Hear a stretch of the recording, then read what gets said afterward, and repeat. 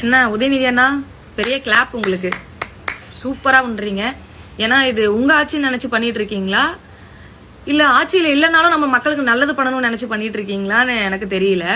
இதை ஏன் நான் சொல்றேன்னா மக்களே, நேத்து வந்து ஒரு கோயம்புத்தூர்ல ஒரு குழந்தையோட உயிர் போனதை பத்தி இப்போ வரைக்கும் பரபரப்பா பேசப்பட்டு இருக்கு. நேத்து நைட்டு சென்னையில 9 வயசு பெண் பிள்ளைய காணோம்னு கம்ப்ளைண்ட் ஃபைல் பண்ணிருக்காங்க. இப்ப வரைக்கும் அந்த குழந்தைய தேடிட்டு தான் இருக்காங்க, இன்னும் கிடைக்கல. ஆனா கம்ப்ளைண்ட் எடுத்து அதுக்கான ப்ராசஸ் என்னவோ அது போயிட்டு தான் இருக்கு. ஆனா நேத்து ஒரு விஷயம் நடந்ததை பத்தி, இவனுக்கு தான் நாங்க ஓட்டு போட்டு ஜெயிக்க வச்சோமா, இவன் நல்லது பண்ணிட்டானா, இவன் அது பண்ணிட்டானா, இது பண்ணிட்டான்னு எவ்வளோ பேர் பேசிட்டு இருக்கீங்க இதே சோசியல் மீடியால. என்ன நேத்து அந்த குழந்தையோட உயிர் பறி போச்சுல, அந்த 2 ஆள்ல ஒருத்தனோட போட்டோ லீக் ஆயிருக்கு. என்னன்னு லீக் ஆயிருக்கு? பக்கா டிஎம்கே காரன், பக்கா டிஎம்கே காரன். என்ன பதில் சொல்லுவீங்க? என்ன காசு கொடுத்து இப்படி குழந்தைங்க உயிரெல்லாம் வாங்கி ஆட்சி அமைக்கணும்னு நினைக்கிறீங்களே, வெக்கமா இல்ல?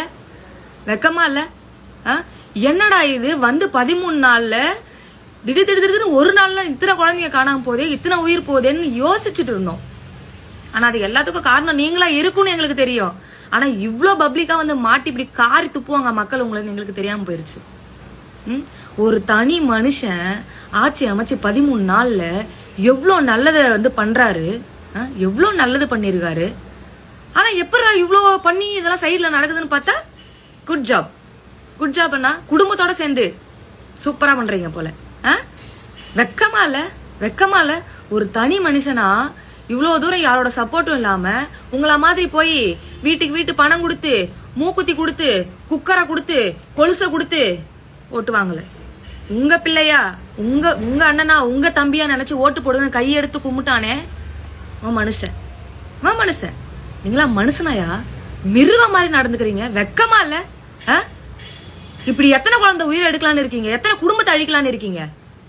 கரண்ட் போச்சுன்னு அவ்வளோ பரபரப்பா பேசுனீங்க. என்னடா இந்த விஷயத்தை இவ்வளவு இதுவா பேசுறாங்கன்னு பார்த்தா அதையும் காசை கொடுத்து நீங்க பண்ண வச்சிருக்கீங்க. ஒரு குழந்தையோட உயிர் எவ்வளவு முக்கியம் தெரியுமா? இதுல வேற வந்த 12 நாளில் 30க்கும் மேற்பட்ட கொலை, கற்பழிப்பு இதெல்லாம் நடக்குது. இதுக்கெல்லாம் நீங்க வந்து சீக்கிரம் ஆக்ஷன் எடுக்கணும், பதில சொல்லணும். கேள்வி மைக்க பிடிச்சி கேக்குறீங்களே, யூஸ் பண்ண மாட்டீங்க? மீடியால மைக்கு பிடிச்சி பேசுறமே, என்னைக்காவது ஒரு நாள் வெளியே வந்துடும் தெரியாது? அசிங்கமா இல்ல? இப்படிதான் இத்தனை நாள் வந்து ஆட்சி பண்ணிட்டு இருந்தீங்களா?